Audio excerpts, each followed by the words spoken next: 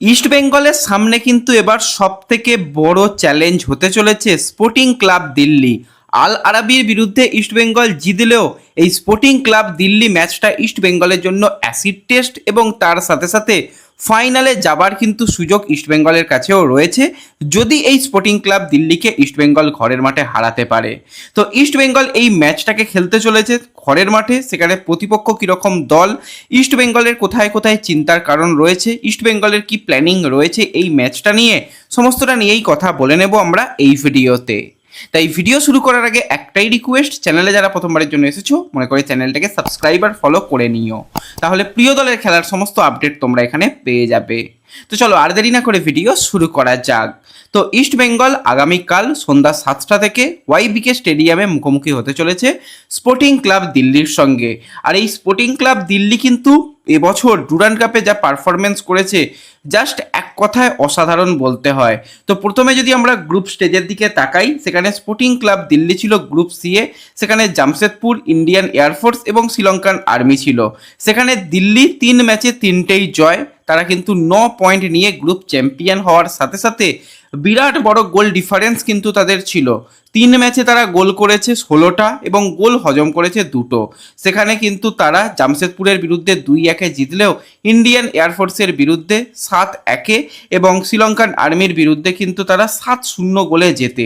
তার মানে বিরাট বড় ব্যবধানে তারা জিতেছে আমরা দেখতেই পাচ্ছি। এবং কোয়ার্টার ফাইনাল ম্যাচ সেখানেও কিন্তু তারা 5-1 গোলে জিতেছে।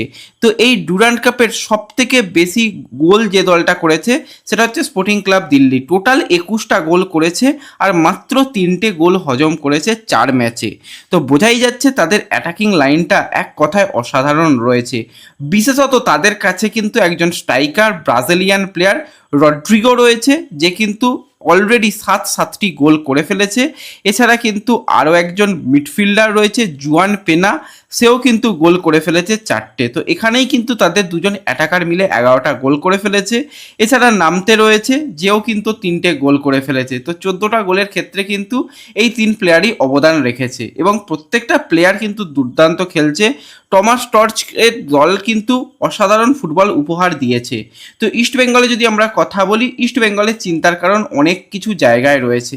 প্রথম চিন্তার কারণ ইস্ট বেঙ্গলে সেটা হচ্ছে যে পরপর ম্যাচ খেলে ইস্ট বেঙ্গল দলটা কিন্তু অনেক বেশি ক্লান্ত, কারণ ইস্ট বেঙ্গলকে এএফসির ম্যাচ খেলতে হয়েছিল, সেখানে ঘরের মাঠে ইস্ট বেঙ্গল খেললেও তো ম্যাচটা যেখানে অত সময় গিয়েছিল 120 মিনিট পর্যন্ত ম্যাচ গিয়েছিল, সেখানে ইস্ট বেঙ্গলকে লড়াই করতে হয়েছিল। এবং তারপর কিন্তু 16 তারিখে কিন্তু আবার ইস্ট বেঙ্গলকে ইন্ডিয়ান আর্মির বিরুদ্ধে খেলতে হয়। সেখানে দলে 8টি পরিবর্তন কিন্তু অ্যান্তোনিও লোপেজ হাবাস করেছিল, কারণ মেন প্লেয়ারদের বিশ্রাম দেওয়া, কারণ সেমিফাইনালে কোনো রকমভাবেই বেঞ্চ প্লেয়ারদের তো নয়, সেখানে একদম সঠিক প্লেয়িং 11টা নামাতে চায় অ্যান্তোনিও লোপেজ হাবাস। তাই যতটা বেশি তাদের বিশ্রাম দেওয়া যায় সেটাই কিন্তু করা হয়েছে, কারণ পরপর ম্যাচ রয়েছে, সেখানে ইস্টবেঙ্গলকে খুব ভাবনা চিন্তা করে প্রত্যেকটা পদক্ষেপ নিতে হবে।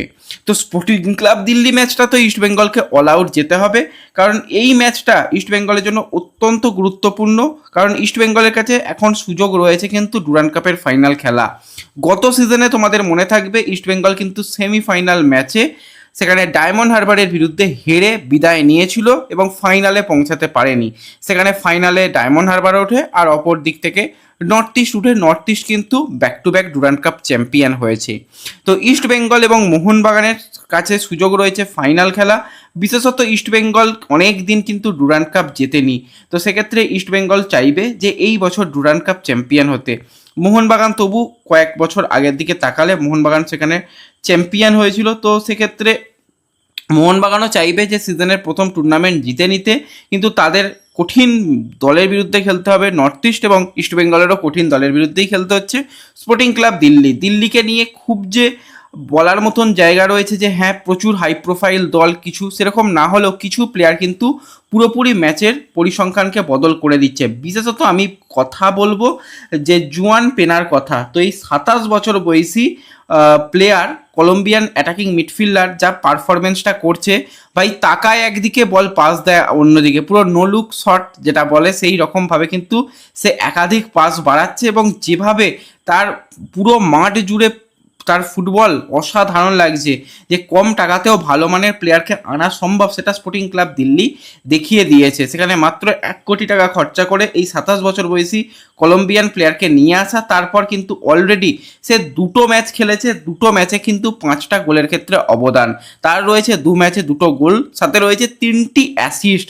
তার মানে বুঝতেই পারছো কি টপ ক্লাস লেভেলের পারফরমেন্স করেছে এই জুয়ান পেনা। এছাড়া তাদের যে ব্রাজিলিয়ান স্ট্রাইকারের কথা বলবো, সেই 25 বছর বয়সী ব্রাজিলিয়ান স্ট্রাইকার রড্রিগো, যাকেও কিন্তু স্পোর্টিং ক্লাব দিল্লি মাত্র 80 লক্ষ টাকার বিনিময়ে সাইন করিয়েছে। তো সেই রড্রিগোর যদি আমরা পারফরমেন্স নিয়ে কথা বলি, সে 3 ম্যাচ খেলে করে ফেলেছে 7টি গোল। তার মানে বোঝাই যাচ্ছে যে এই দুজন প্লেয়ার কিন্তু এই দলের মূল চালিকা শক্তি। এছাড়া তাদের যদি আমরা ডিফেন্স নিয়ে কথা বলি, সেখানেও কিন্তু বেশ কিছু কোয়ালিটি প্লেয়ার রয়েছে। বিশেষত তাদের কিন্তু আরও একজন কলম্বোর ডিফেন্ডার রয়েছে, ধ্রুবা। তো এই ধ্রুবান কিন্তু সেও যথেষ্ট ভালো পারফরমেন্স করছে মিডফিল্ডে।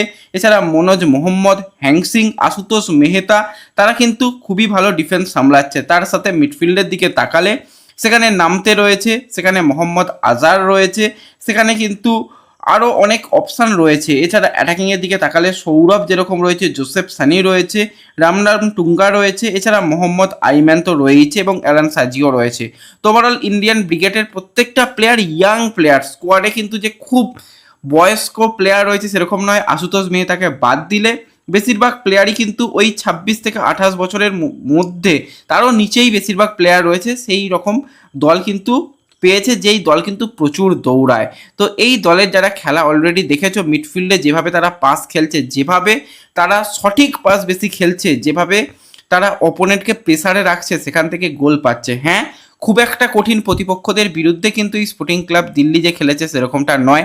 স্পোর্টিং ক্লাব দিল্লি জামশেদপুরের একদম বাচ্চা বাচ্চা ছেলেগুলোর সঙ্গে খেলেছে, সেখানে তারা জিতেছে। তারপরে যে দুটো দল সেখানে খুবই খাজা মার্কা দলের বিরুদ্ধে খেলে তারা 14টা গোল করেছে, এবং লাস্ট ম্যাচ তারা যে খেলেছে সেটাও যে খুব হাই প্রোফাইল কিছু দল সেরকমও নয়, আই লিগেরও দল নয়, তাদের বিরুদ্ধে জিতেছে। তো তারাও কিন্তু যে খুব কঠিন প্রতিপক্ষর বিরুদ্ধে খেলেছে সেরকমটা নয়, সেখানে কিন্তু তাদেরও যেরকম চ্যালেঞ্জ থাকবে, এবং ইস্ট বেঙ্গলের সামনে তো চ্যালেঞ্জ থাকবেই যে ফাইনালে যাওয়ার সুযোগ রয়েছে। ম্যাচ যেত, ফাইনালের টিকিট, এবং ফাইনাল ঘরের মাঠে খেলো, সেখানে ফাইনাল জিতলে ট্রফি নিয়ে ঘরে ফেরো। তো এটাই কিন্তু ইস্টবেঙ্গলের লক্ষ্য থাকবে। তো যদি আমরা স্পোর্টিং ক্লাব দিল্লির প্লেয়িং 11 নিয়ে কথা বলি, সেখানে গোলের তলায় কিন্তু আমরা অবশ্যই নোরাকে দেখতে পাবো।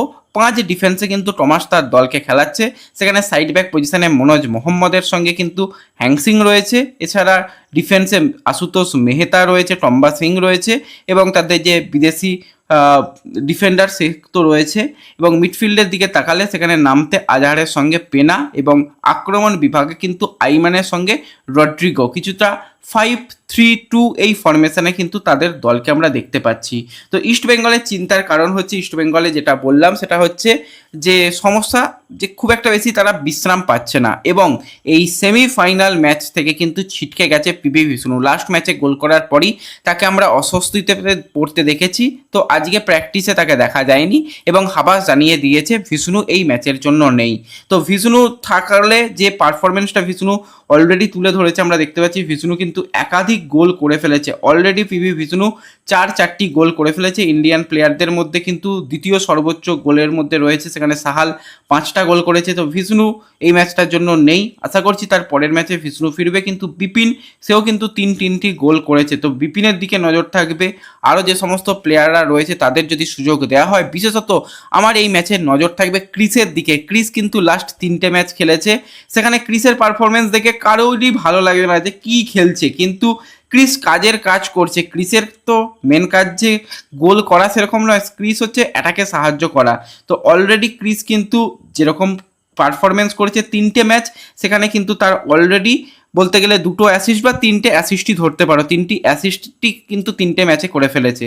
তো এই ম্যাচে ক্রিসের দিকেও আমাদের আলাদা করে নজর থাকবে, এবং বিশেষত এই যে তাদের দুজন প্লেয়ার জুয়ান পেনা এবং তাদের রড্রিগোকে যদি একদম বোতলবন্দি করে দেওয়া যায়, তাহলে কিন্তু ইস্টবেঙ্গল এই ম্যাচটা জেতার মতন দল রয়েছে। তো ওভারঅল দল নিয়ে আলোচনা করলাম, ইস্টবেঙ্গল দলকে নিয়ে কথা বললাম। তোমাদের কি মনে হচ্ছে এই ম্যাচটা কতটা চ্যালেঞ্জ হবে ইস্টবেঙ্গলের জন্য? অবশ্যই কমেন্টে জানিও। ভিডিও ভালো লাগলে লাইক শেয়ার করে দিও।